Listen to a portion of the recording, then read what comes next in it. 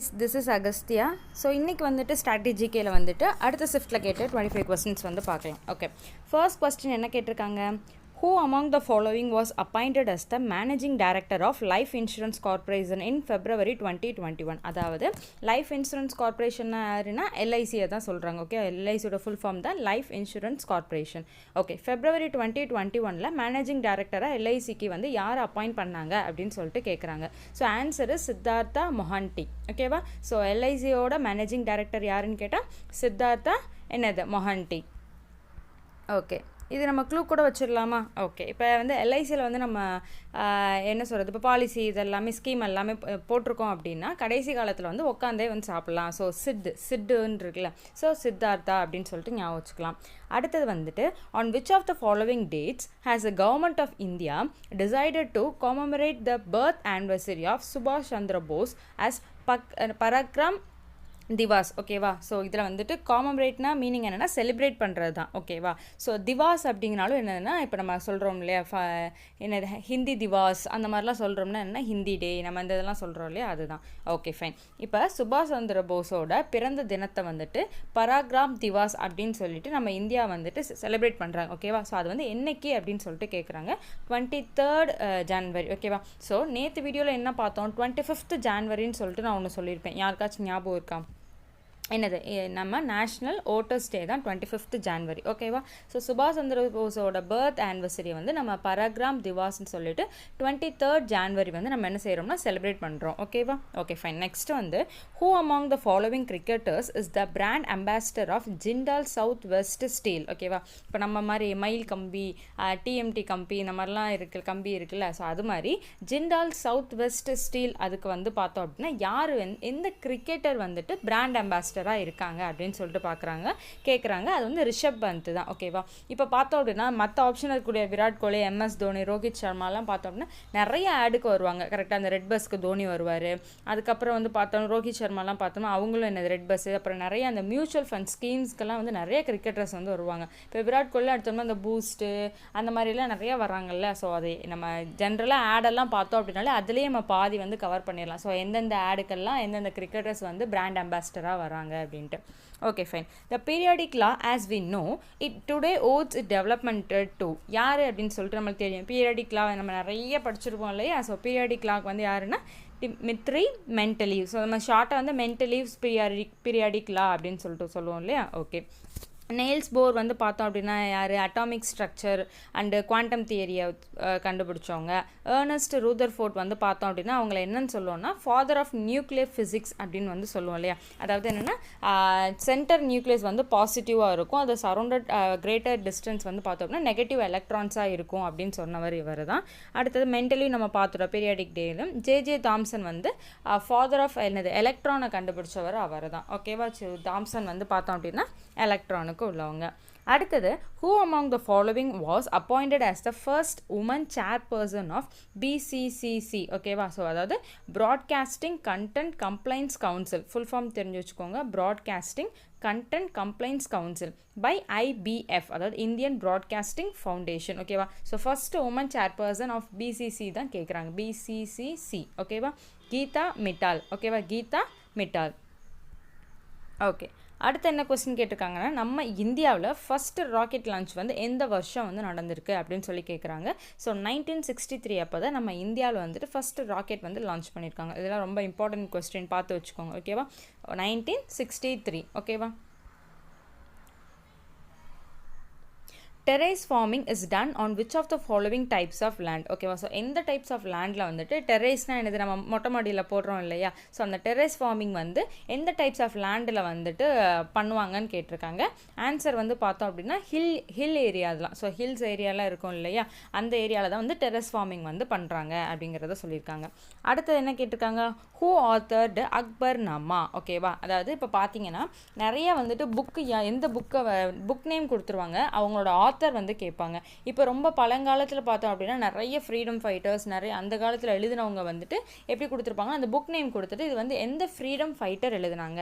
இப்போ கரண்ட்டாக வந்துட்டு நார்மலாக வந்துட்டு பார்த்தோம் அப்படின்னா புக்ஸ் எழுதுறாங்கன்னா அவங்கள ஜென்ரலாக வந்து ஹூ ஆத்தர் த புக்னு தான் கேட்பாங்க. இப்போ ஃப்ரீடம் ஃபைட்டர் எழுதியிருந்தாங்க அப்படின்னா அதை மென்ஷன் பண்ணிடுவாங்க. ஃப்ரீடம் ஃபைட்டர் எழுதி இந்த புக்கு வந்து எந்த ஃப்ரீடம் ஃபைட்டர் எழுதுறாங்க அப்படின்னு சொல்லிட்டு கேட்பாங்க. ஓகேவா? ஸோ அக்பர் நாமா அப்படிங்கிறவர் வந்து ஹூ ஆத்தர் அக்பர் நாமா எழுதியவர் யாருன்னு கேட்டிருக்காங்க.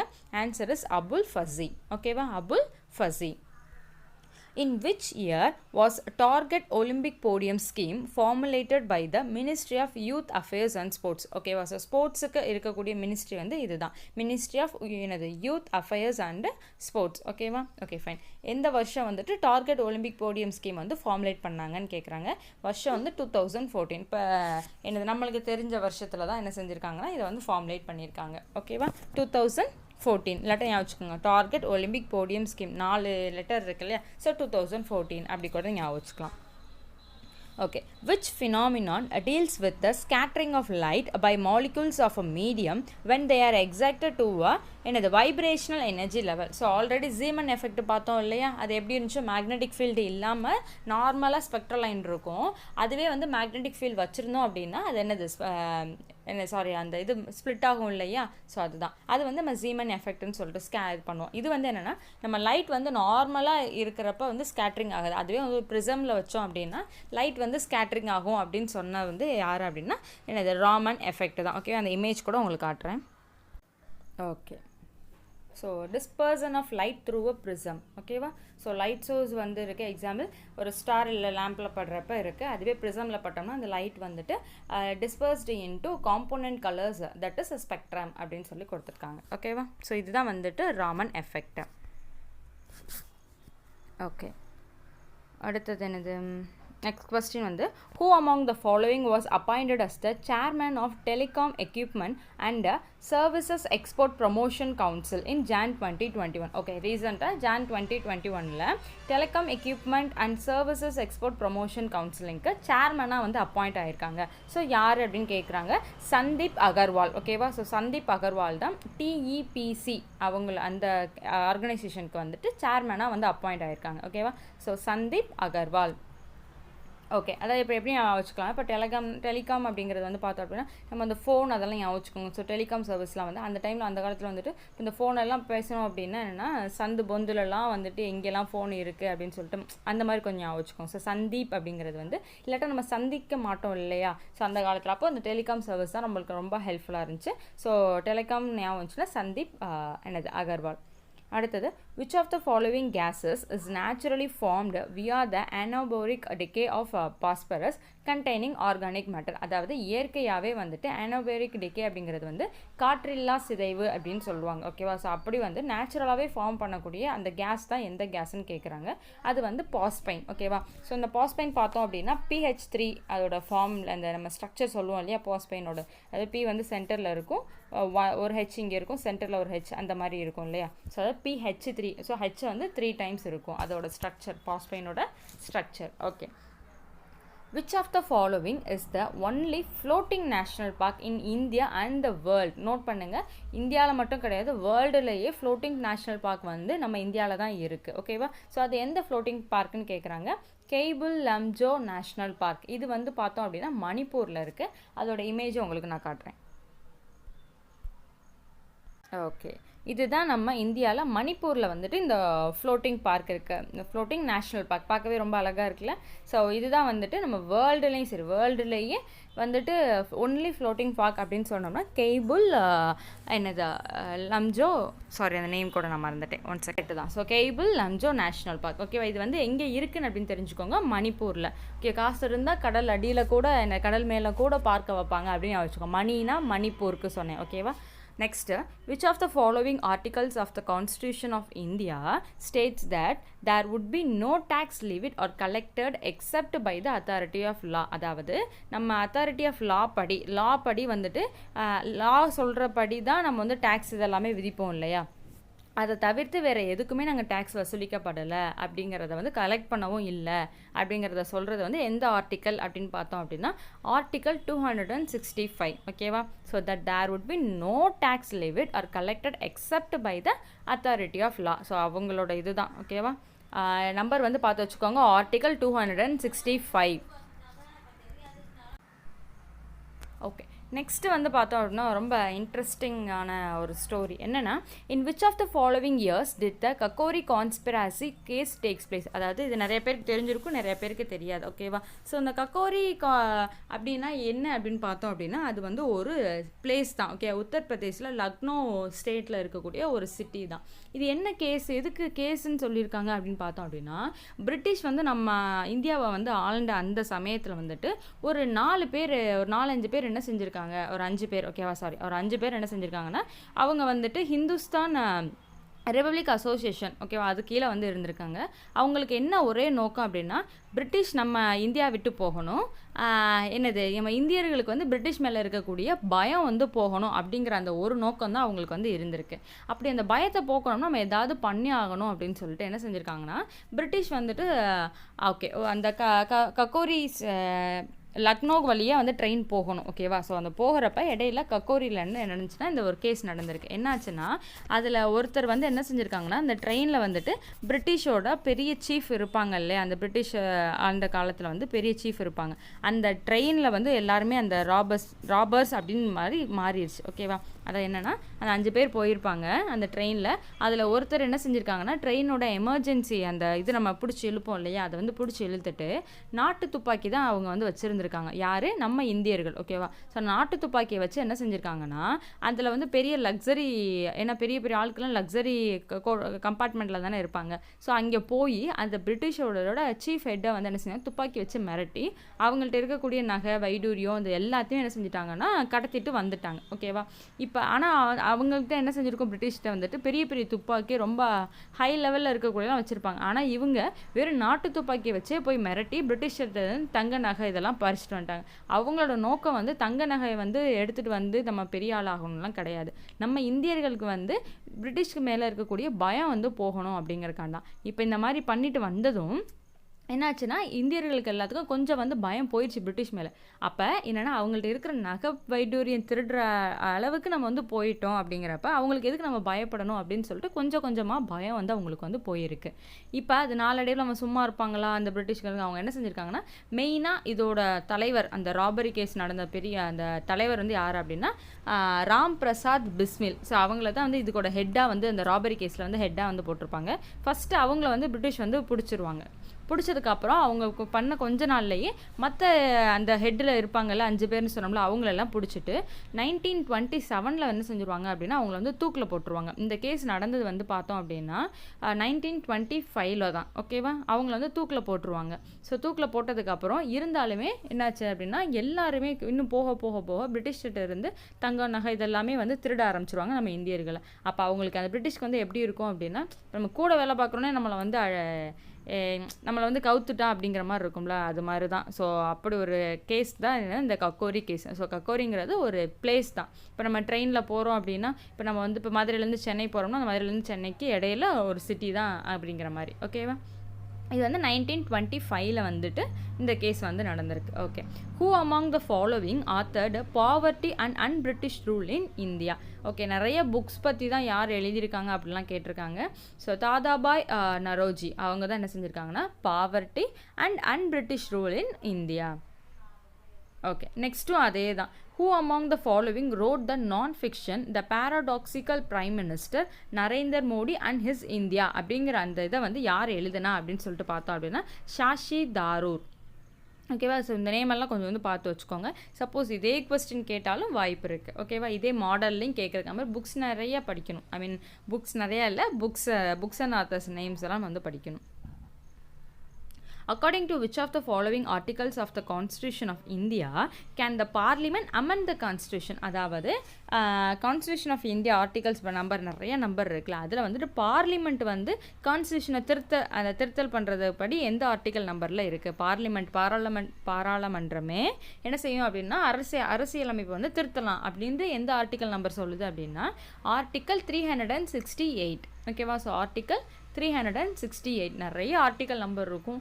அதில் பார்த்தோம் அப்படின்னா இப்போ நம்ம 3 ஆல்ரெடி பார்ட் 1 பார்ட் 2ன்னு சொல்லிட்டு 2 வீடியோ பார்த்தோம் இல்லையா. ஸோ அதுலேயும் எல்லாத்துலேயும் கண்டிப்பாக ஆர்டிக்கல் நம்பர் கேட்டிருக்காங்க. அப்போ ஆர்டிக்கல் நம்பர்லேருந்து கண்டிப்பாக 1 or 2 கொஸ்டின்ஸ் வந்து நம்ம எக்ஸ்பெக்ட் பண்ணலாம்.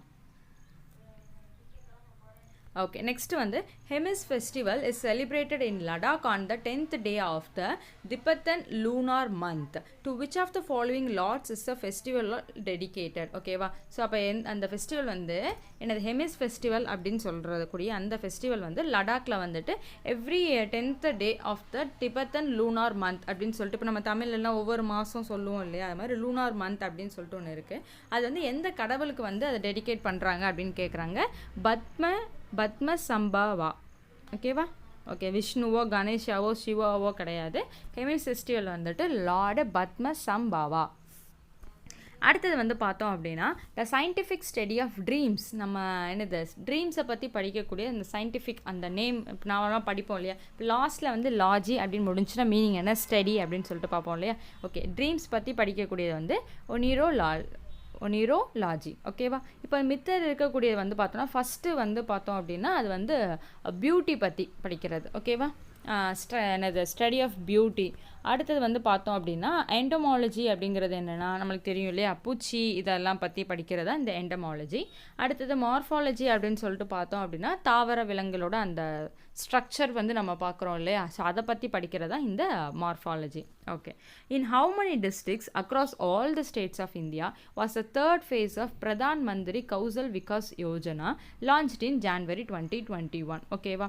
அதாவது இப்போ ஜான்வரி 2021 வந்து லான்ச் பண்ண தேர்ட் ஃபேஸ். அப்போ ஃபஸ்ட் ஃபேஸ் செகண்ட் ஃபேஸ்லாம் இருந்திருக்கும். ஓகேவா. ஸோ தேர்ட் ஃபேஸில் வந்துட்டு என்ன ஸ்கீம் இதுன்னு பார்த்தோம் அப்படின்னா பிரதான் மந்திரினா யாருன்னா பிஎம்மோட ஸ்கீம் தான். ஓகேவா. ஸோ பிரதான் மந்திரி கௌஷல் விகாஸ் யோஜனா. யோஜனானா ஹிந்தியில் வந்து யோஜனானா தமிழில் என்ன மீனிங்னா இந்த ஸ்கீம் இதெல்லாம் சொல்கிறோம்ல அதுதான். கௌசல் விகாஸ் அப்படின்னா தமிழில் வந்து திறன் மேம்பாடு, அதாவது ஸ்கில் டெவலப்மெண்ட் ப்ரோக்ராம் மாதிரி நிறைய இடத்துல ட்ரைனிங் சென்டர் வந்து வச்சுருப்பாங்க.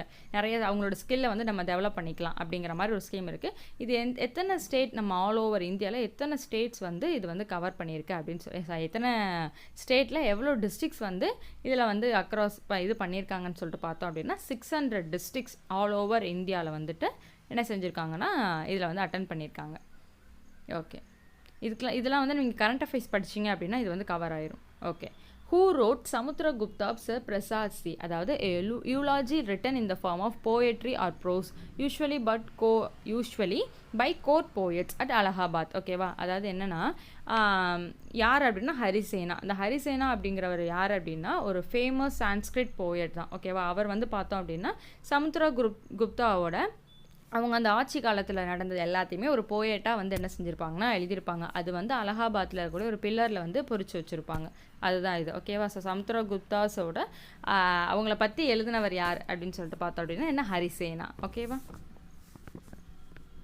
நெக்ஸ்ட் வந்து which of the following pairs of cities become a part of UNESCO's creative cities network in 2019. ஓகேவா. ஸோ எந்த பேர்ஸ் ஆஃப் சிட்டி, அதாவது நார்மலாக ஒரு சிட்டி சொல்ல எந்த 2 பேர். ஓகேவா. ஐ மீன் எந்த பேர் வந்து பேர்னால 2 கரெக்டாக. ஓகே, அது வந்து மும்பை அண்ட் ஹைதராபாத். இதுதான் வந்துட்டு நம்ம யுனெஸ்கோவோட கிரியேட்டிவ் சிட்டிஸ் நெட்வொர்க் இன் 2019 வந்து இந்த 2 சிட்டி தான் நேம் வந்திருக்கு. ஓகே, நம்ம இந்தியாவில் வந்துட்டு மும்பை அண்ட் என்னது ஹைதராபாத். ஓகேவா. ஸோ நம்ம ஆல்ரெடி பார்த்துருப்போம்ல யுனெஸ்கோவோட ஹெரிட்டேஜ் சைட்ஸ்லாம் சொல்லிட்டு நிறையா பார்த்துருப்போம் இல்லையா. ஸோ அது மாதிரி தான் இது வந்து யுனெஸ்கோவோட கிரியேட்டிவ் சிட்டிஸ் நெட்வொர்க் இன் 2019 சொல்லிட்டு மும்பை அண்ட் ஹைதராபாத் வந்து வாங்கியிருக்காங்க. All monetary transfers or kinds sent by migrants to their place of origin are called remittances. ஓகேவா. அந்த remittances அப்படின்னா அந்த பணம் செலுத்துறது அதை தான் வந்து சொல்லுவாங்க.